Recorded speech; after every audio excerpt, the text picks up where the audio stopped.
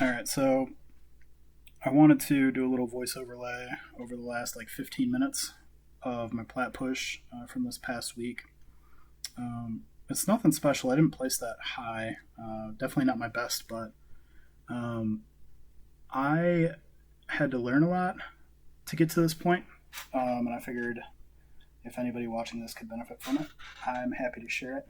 So I spent like the last like 2 weeks rebuilding 10 to 15 champs on my account to switch to a bomb offense. I still kept some traditional nuker teams, but the big difference that I've run into is even with really consistent um, nuke teams, the times were still like 40 seconds to a minute. Whereas with like some of these bomb teams, you can get runs in 10 seconds to 30 seconds much more consistently. Um, so reset for me is like 3 a.m. and I'm usually pretty tired, and I don't always think the most clearly. So like right here, I made a pretty massive mistake, um, and I was able to recover from it, but it does take. I think this fight takes over a minute easily, just for me to like make sure I didn't lose. And this was pretty early. I think I started my push around 15 minutes in like 150 range plat, somewhere in there. I can't say for sure. Um, but one of the things that I started practicing this week specifically was not just trying to bomb some of these teams and how to get wins doing it, but trying to rely more on my keyboard, putting things on full auto, and just targeting the champs. Obviously, in a situation like this where something went really wrong, you have to kind of take over fully. But trying overall, the big thing for me is not an issue of winning in plat. I actually win plat offense very consistently. There's only a handful of teams that I won't really attack. Um, the bigger problem for me is just time, just trying to figure out how I can squeak out more offense battles in a shorter period of time. So this is the first week I've like almost exclusively bombed plat, and there's definitely a learning curve there, but it went okay. So in this situation, I was expecting a immunity Mithrala, and they didn't end up having that, and then they did have immunity on their Mortu, which nobody builds like that. So when I failed to strip the immunity from Mortu, everything got kind of thrown off. And a lot of the time, like you'll see me like thinking. Basically, I'm going through the entire list. Like a lot of these teams I could hit with my standard team, but I'm trying to pressure myself to kind of learn and get better at identifying like who I can bomb and who I can't. So I spent all week bombing teams, but when it's 3 a.m. and there's a clock running and you're in a Discord call with a bunch of other people, it can be a little bit harder to do perfectly. So this is the other team that I was running for the past like few weeks prior, and it's really good at just like farming the Cupidus teams. Basically, all I would ever do is wait for Cupidus to take a turn, and then I would just slaughter him with Georgid. Really consistent, but again, it takes a little longer because depending on the speed, my Georgid's really slow, but everybody runs Cupidus really slow too. So depending on the speed of their Cupidus as well as like the RNG of Georgid's passive, this fight can take anywhere from 40 seconds to a minute and 20. But it's really consistent. It's really safe. They're easy fights, so I'll still grab them every once in a while, especially if I'm like refreshing and not really finding anything. That one took about a minute.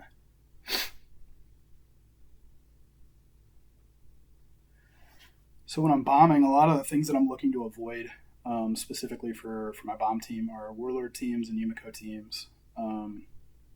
There are certain situations that I know I can't bomb, like if I have teams built for dealing with Necrit in most situations, but if somebody puts like a Necrit and a Mithrala on the same team, that flex slot where I either run an Allele for Mithrala or like a Leorius or a Ronus to deal with the protected nuker in this situation,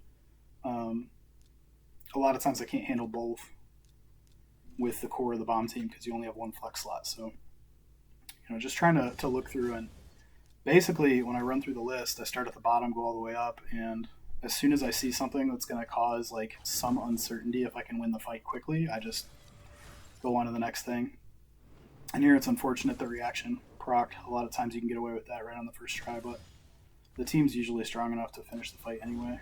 You just have to wait for Necrit to die before you can finish off the Rotos. And depending on like what nuker is protected there, I usually bring in a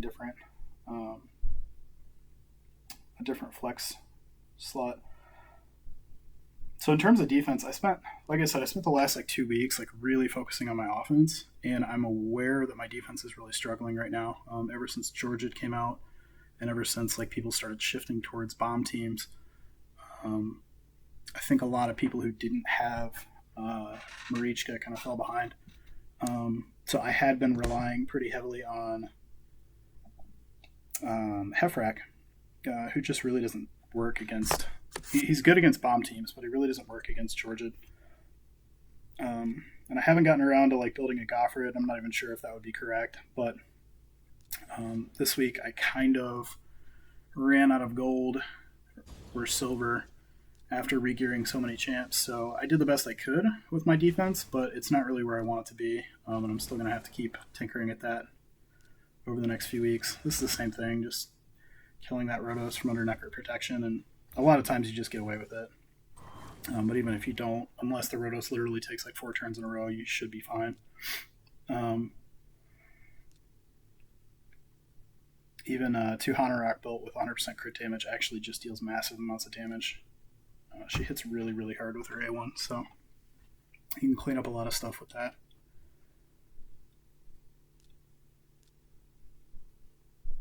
So this is another one of those like fights that should be pretty easy for me.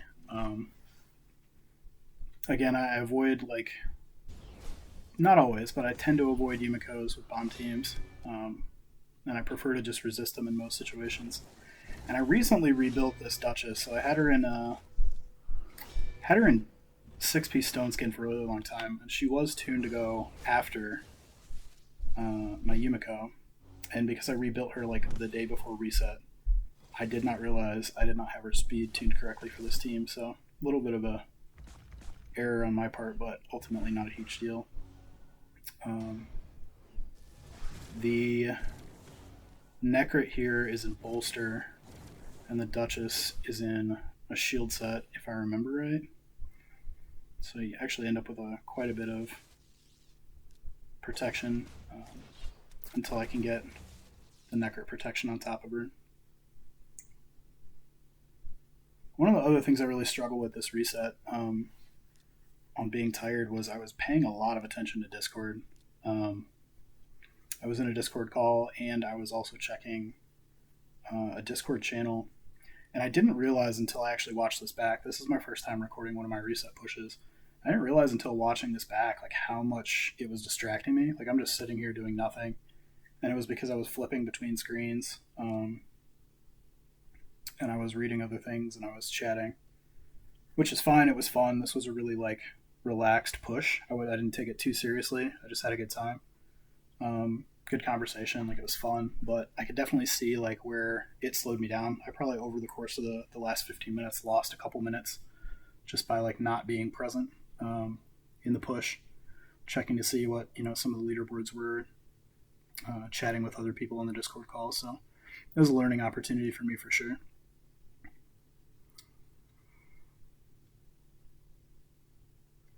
So here I'm just, at this point, I don't have a Ronda built for Marichka. So any like Marichka and Taurus teams, I tend to avoid Warlord teams, Yumiko teams, and then anything that has like 2 forms of protection versus bombs, I tend to avoid. I think this is where I made the one really bad mistake. I don't remember what I did here, but I know I lose this fight. I think it might just be failing to strip. Oh, no, I remember what it is. So there's enough shield on this. I should have put the bombs directly on the Mithrala, but Esmeralda just had so much shield, she actually survived. I think my Astrolith is right around 320 speed right now, and I still have actually, for his build, I still have a solid amount of attack on him. I think he's at like 8,500, which is more than a lot of people who are running the faster teams are able to do. But for some of these like really tanky like teams where they're stacking multiple shields, like it just becomes too much to bomb. So I got here a little bit. I don't remember how long I let this go on for before I realized it was lost cause and just moved on, because I think at this point there's like 3 or 4 minutes left in reset, and I knew this just wasn't worth it. And it might be after, I don't know if I like wait until my Arbiter dies, but that would 100% be the end of it, given the situation. Yeah, right there. So I think that was the only offensive loss I took. It wasn't the only mistake I made. I did run into that issue where I failed to strip that more too, but that was the only like real problem I had, which set me back. Like it put me down to 150th with only a couple minutes left. The defense I was running Tormund, because a lot of people just aren't used to seeing Tormund and they don't really think about it anymore. But it's actually really good against all the bomb teams right now. And Tormund is built in Swift Parry and damage, and protected by eventually. Getting him protected by Neckar too, he can actually be a real pain to deal with.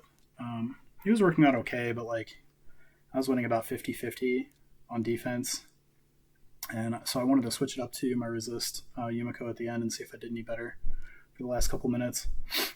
At this point, I almost hit Marka. I actually was like looking at his team, thinking like I could probably bomb that, and then I looked over at the last second, which I'm glad I didn't do it, because Marka did really well for this reset. And I would have felt pretty bad if I had gotten in the way of that. So this is another situation where Neckar is protecting something you can't bomb. And instead of trying to like strip that champion, you just want to find a way to counter it. So you can do it with like a really slow Stone Skin Mortu, or in this case I actually really like Leorius. Because I have so much control over speed with that Arbiter, I can kind of try and make sure I go before the Leorius so that I can proc his unkillable. Because really I don't care if my entire team dies, it's actually faster if they do, as long as I get the last attack in. It's like a 23-second win. I'd flag that in my head on off hater, and I'm thinking like that's an easy win. I'm going to look out for that name. I do the same thing here with this I'm Chicken.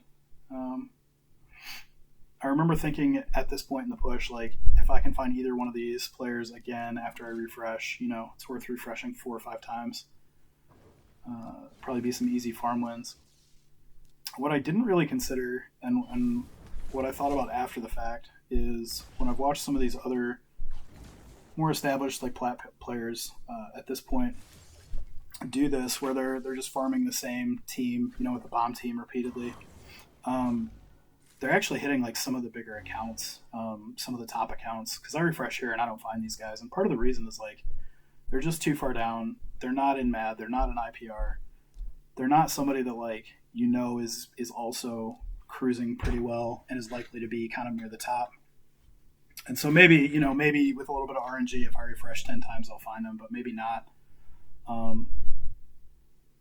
And I was right here. I was specifically looking for either one of those two accounts. And I think what ends up happening is after like 4 or 5 times with 44 seconds, I don't find them. So I get kind of nervous. And I end up seeing off. I'd already hit this defense. I knew I could win. Not a huge deal. I knew it was probably not something I could get done in the last like 40 seconds, which is what I had left. It was going to be close.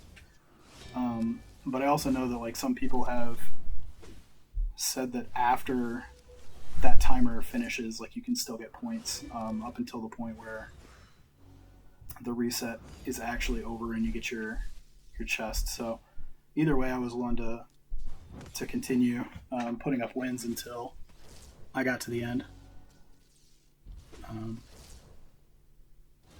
But I think in the future, I think the lesson I'm going to take away from that is like really trying to refresh a handful of times to find like 1 or 2 of those top clan, established arena pushers that I can bomb, and really try to focus on refreshing, looking for them, as opposed to just hoping some random person who's an easy bomb farm is going to pop back up in my feed more than once. I don't know that that's really what was happening there, or if it's just always RNG, but I think that was my takeaway from that bit in the last few seconds. And there's really no time to think about that at the end, you know. And again, like, the clock's over, but I still don't have my chest, so at this point, not a big deal. I'm just going to run another fight just in case. I don't think that's how it works, but some people seem to think that you can still squeak in points up until the chests drop. So,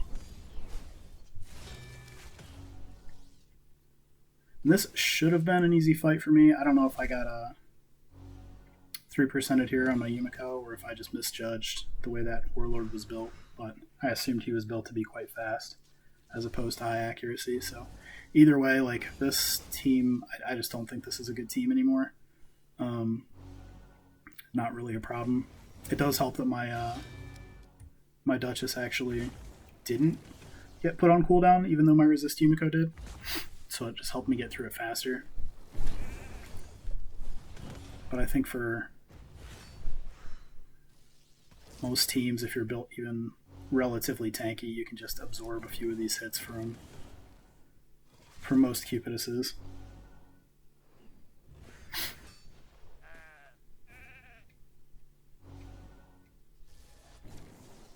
So, pretty boring fight. Took a little longer than it would have if I'd actually resisted that Warlord in the first place, but relatively consistent. Never felt like I was in danger.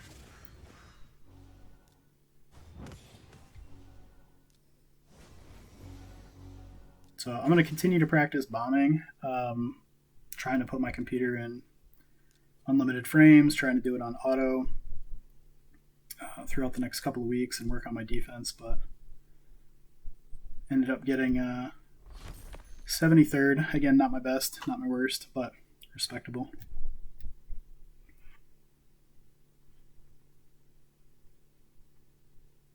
I think I go and show my defense logs here. So that was the defense I ended on with that Resist Yumiko.